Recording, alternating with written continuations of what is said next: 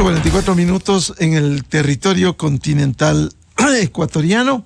Queremos dar la bienvenida al señor viceministro de Gobernabilidad, doctor Mario Cubi. Lo invitamos para analizar cuál es la expectativa que tiene el Ejecutivo frente a esta demora de la Corte Constitucional. Fue presentado el primer decreto urgente en materia económica que tiene atribución constitucional al Ejecutivo el 17 de mayo. Va a cumplirse en las próximas horas un mes. Si esto era decreto urgente en materia económica en la Asamblea Nacional, ya entraba por Ministerio de la Ley, así de simple como dice la Constitución.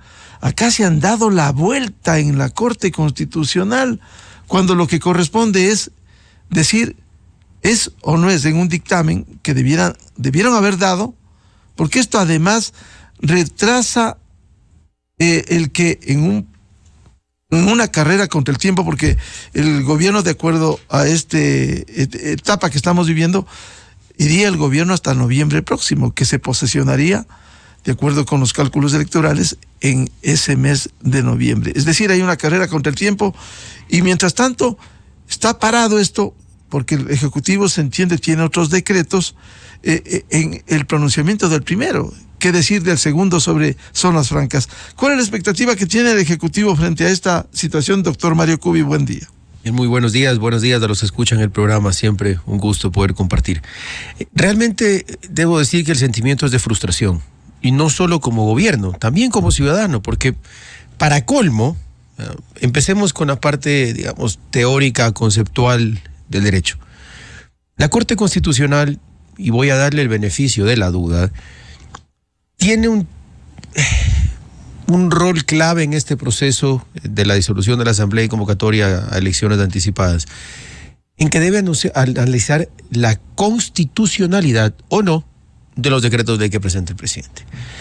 En este caso, y lo que decía del beneficio de la duda, me refiero a que no hay un precedente, no tenemos jurisprudencia al respecto. Es la primera vez en la historia del Ecuador que se da este escenario. Entonces, digamos que esperábamos, y digo esperábamos no como gobierno, entre algunos colegas juristas, que la Corte puede demorarse un poco en el primer fallo, un poco discutiendo qué proceso seguir. El consenso al que hemos llegado muchos, tanto en el libre ejercicio, los que están en gobierno, en academia, es que esto debía ser un dictamen de constitucionalidad, como existe la acción de inconstitucionalidad, algo similar a lo que pasó con el decreto de la llamada muerte cruzada. Sin embargo, ya van, como usted bien mencionó, 29 días. Una cosa decimos, bueno, se tomarán una semana hasta ponerse de acuerdo cuál es el proceso, cuál es la estructura del fallo, cuáles son elementos, insisto, quizás conceptuales y teóricos, pero que son importantes en un fallo jurisdiccional.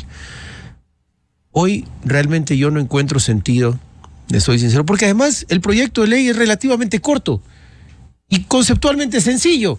Baja los impuestos, mejora la tabla, aumenta la progresividad en la aplicación de los tributos, reduciendo a todos los que ganen hasta $3,000 los impuestos de manera considerable, con un logro histórico además, que debería incentivar a la Corte pensando en los ecuatorianos, y es que se logró plantear una transitoria dentro de derecho que permite que desde el mes siguiente a que se apruebe este decreto ley ya entre en efecto los ajustes y las mejoras respecto del ciudadano, y esto por beneficiar al ciudadano fue posible, tributarias. Es decir, a muchos se les reduciría 50, 100, 150, $200 la deducción en impuestos desde el mes siguiente.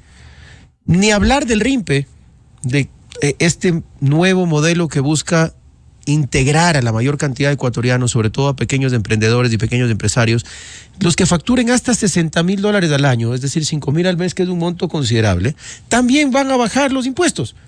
Eso es lo que lleva 30 días y la Corte no logra ponerse de acuerdo. Lastimosamente, como bien menciona... Sí, al menos en el caso del RIMPE hay un dictamen de la propia Corte Constitucional para que esto cambie. Es que eso, te digo, es de locos porque... Y a ver, voy a ponerme de abogado del diablo. No me gusta ni mencionarlo, pero hagámoslo. El proyecto de zona franca, digamos que aunque es breve en extensión, puede conllevar un debate conceptual. El proyecto de reforma tributaria, cero, es clarito. Modifica la tabla, reduce tributos, mejora la forma de aplicación Y finalmente, lo que busca nuestra Constitución, que es que avancen en derechos, que sea progresivo en derechos. No hay nada más, al menos, y corríjame si me equivoco, pero nada más progresivo en derechos que devolverle a las familias plata a su bolsillo en lugar de que el Estado glotón se la siga tragando. Ese es el concepto que está en ese proyecto de ley y la Corte sigue esperando. Y como usted bien mencionó al comienzo, esto tiene también una consecuencia.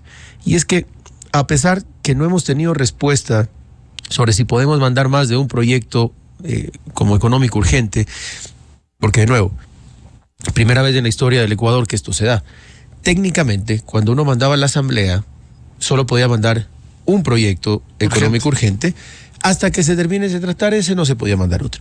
En este caso enviamos 2 por ver la urgencia, tanto en la parte de reducción de impuestos para incentivar el movimiento económico, como en la parte de zonas francas, que principalmente lo que busca es incentivar inversión y crear empleo, porque están atadas las dos cosas. Por eso dijimos, vamos. Y lo primero que puede pasar es que la Corte diga, ¿sabe qué? Espérese un ratito, respondo el primero. Pero no responden ni el primero ni el segundo. Tampoco está legislado que se pueda mandar 2. Tampoco está prohibido en ninguna parte. No está prohibido en derecho público, pero de nuevo, aquí no hay ningún precedente. Lo importante es que la Corte con el primer fallo va a marcar la cancha. Y eso es un poco lo que de forma responsable estamos pendientes como gobierno, previo a mandar otros decretos ley de materia económica urgente que tenemos en un 90% listos, pero que queremos completar con los conceptos, con los criterios que la Corte dé en ese primer dictamen para evitar que se mande y tengamos otros 30 días esperando a que responda. Doctor Mario Cubi, quizás, y esto para que los ecuatorianos entiendan, una de las cosas que se ha cuidado en la Asamblea, en la Corte Constitucional es, cuidado, se menoscaba derechos. Ya. En este caso, es bueno para concienciar al Ecuador. El reducir impuestos puede menoscabar derechos para los ecuatorianos. Bajo ningún concepto y excelente reflexión. Al contrario, no es un beneficio. Lo que es progresar, avanzar en derechos. ¿Qué más pensar? Porque, ojo, los derechos, y aquí a veces algunos se confunden en el concepto, los derechos son del individuo. Siempre será el individuo el que goza de derechos, no el Estado. El Estado es quien garantiza los derechos. Entonces, en este caso, se está mejorando las condiciones tributarias para que el ciudadano que trabaja, que genera, tenga que pagarle menos impuestos, siempre que llegue hasta este límite de 3.000 en caso de persona natural con ingresos en relación de dependencia o como ejercicio, y hasta 60.000 al año quien facture como emprendedor o empresario. No existe, y incluso hay un concepto dentro del derecho tributario que habla de la progresividad. No necesariamente es lo mismo que la progresividad de derechos, pero es importante conectarlo porque además de la progresividad de derechos, tenemos el concepto de progresividad tributaria, que básicamente dice que el que más gana, más paga. Y en este caso estamos mejorando las condiciones para los que menos ganan. Es decir, es coherente con los principios del derecho tributario, es coherente con los principios de la Constitución y es, como usted bien mencionó, progresivo en derechos. Por lo tanto, créame, no entiendo, y aquí un llamado a la reflexión a los señores de la Corte, que estoy seguro lo escuchan todos los días, a que por favor respondan. Y aquí puede sonar un poco radical mi postura, pero aun cuando vayan a decir que no a algunos elementos y podamos estar en desacuerdo, respondan. Vean, si volvemos incluso a un momento de la Asamblea Nacional, si existiese Asamblea Nacional, tenían 30 días para responder, que se cumple mañana. Si no respondían en 30 días, la ley entra correctísimo. 137 asambleístas tenían 30 días. Ahora 9 jueces no se pueden poner de acuerdo en 29. No es aceptable, más allá, insisto, de ser gobierno, ¿no? Para el Ecuador, que un proyecto de ley de esta importancia, que un proceso que justamente lo que busca es darle respuestas a la ciudadanía. Esa fue la esencia de la decisión del presidente Lasso cuando él define decretar la disolución de la Asamblea o la muerte cruzada. Es justamente para poder ejecutar aquellas ideas que desde su primera campaña y en su plan de gobierno ha querido implementar para los ecuatorianos y que la Asamblea venía bloqueando. Se manda el proyecto y vamos ya un mes en que la Corte ni chicha ni limonada. ¿No teme que se pueda catalogar como un sesgo ideológico si aquí vienen y dicen no ha habido ninguna urgencia económica, si se puede reducir impuestos el 1 de enero, en lugar de que haya un beneficio inmediato para la gran mayoría de quienes pagan el impuesto a la renta en esos niveles. Usted es hábil en la argumentación. Me preocupa que ese sea uno de los argumentos en que estén pensando responder. Díganselo a los ecuatorianos para los que 50, 100, 150, $200, que es la diferencia en la deducción mensual de impuestos provoca según sus ingresos. Significa que piensen ellos lo que significa eso. Y ojo, hay siempre cuando uno habla de economía hay que pensar en la película completa. Porque esos 50, 150 adicionales mensuales no van, en la gran mayoría de las familias ecuatorianas que somos de clase media, no van pues al chanchito, van al consumo. Van a pagar un seguro de salud privado, una letra del carro, de repente alguien que te ayude en la casa, a hacer un poco más de compras, a pagar unas clases de los hijos. Se mueve la economía y quienes tienen sus negocios reciben ese adicional, es decir, moverlo de la cuenta única del Tesoro a todos los ciudadanos que ejercen algún servicio o venden algún producto en el Ecuador. Eso sí es urgente. Y además del tema urgente, no tiene ningún tipo de duda respecto de la constitucionalidad. Y es ahí donde realmente me preocupa qué está pasando en la mente de los señores magistrados que no responden. Al menos que respondan. Podemos estar de desacuerdo en la respuesta, como ya pasó, por ejemplo, en la solicitud de juicio político, pero no hay sentido a que si la ley, insisto, le estableció a los 137, cuando está activa la Asamblea, 30 días, entre 9 no pongan ponerse de acuerdo. ¿Será que se puede entender que una negativa, si ese es el caso, porque no conocemos, de la Corte Constitucional, que en lugar de beneficiar a los ecuatorianos que van a recibir más recursos con la reforma tributaria, se termina afectando, insisto, con un sesgo ideológico? No le dimos gusto a este gobierno que ya está de salida. Dios quiera no sea así. Y hay un elemento interesante, lo pensaba ahora, además, y es que ni siquiera la Asamblea Nacional, y digo ni siquiera porque la Asamblea como primer poder del Estado y como balance o contrapeso natural del Ejecutivo, tiene la capacidad de evaluar muchas cosas y como legisladores pueden revisar los proyectos. Ni siquiera ellos, que pueden colegislar o legislar, pueden cuestionar el carácter económico urgente. Lo económico lo pueden debatir en el proceso, pero no pueden decirle al presidente, le devuelvo porque no es urgente. No pueden, porque es el presidente el que tiene la potestad exclusiva de determinar que el proyecto de ley es urgente. Tanto así que la Asamblea puede archivarlo, puede hacerlo, puede reformarlo, pero si no responde, en 30 días se hace ley. Entonces, de nuevo, la Corte no es la Asamblea, no quiero decir esto de forma determinante, pero desde un proceso lógico, y el derecho tiene que ser lógico en su aplicación, si el poder legislativo no puede cuestionar la urgencia, ¿cuánto la Corte? Y eso fue una de las cosas que jurídicamente a mí me molestó mucho. Cuando responde en primera instancia, creo que a la semana, y pide una audiencia pública y que el presidente en 3 días justifique el carácter de urgente. O sea, insisto, ni siquiera la Asamblea Nacional, que es el legislador natural, tiene la capacidad de cuestionarlo.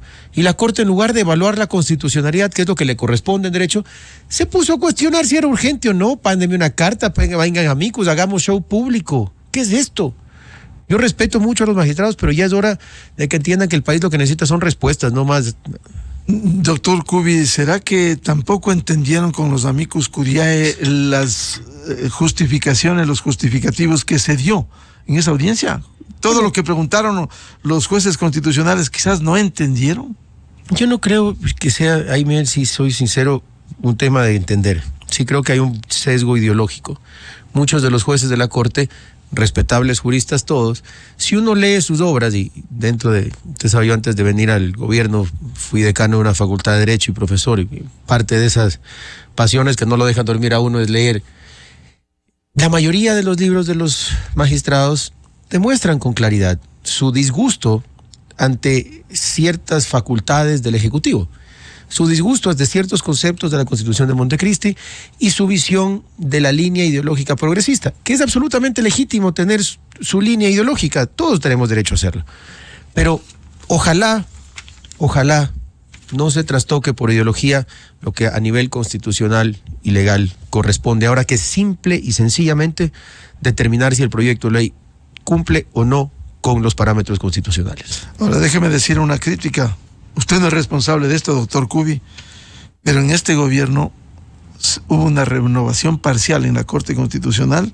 Entonces, ministra de Gobierno Alexandra Vela se propuso estos candidatos. Y esa es la realidad. ¿Quiénes ingresaron?